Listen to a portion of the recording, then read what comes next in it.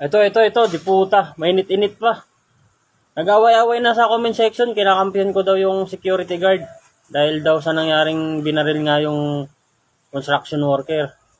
Kung makikita nyo naman kasi sa video, yung binaril na construction worker, siya lang yung tahimik, nakikinig. Siya yung nabaril, hindi talaga yung nagbibideo.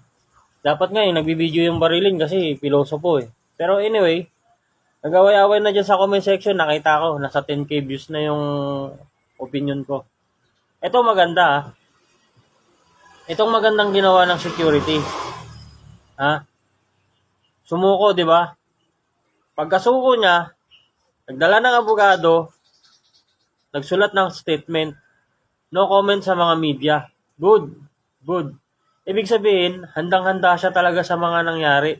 Kumbaga, na-realize niya na yung ginawa niya is mali.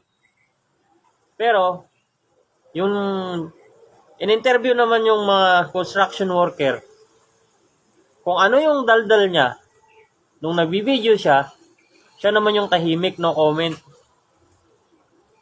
Sa ano lang daw, sa husgado, sa abogado. So, the good news is, nahuli na agad yung bumaril. Hindi katulad ng mga napapanood natin na nagtatago. Ngayon, ang tanong, bakit nakapag-provide agad siya ng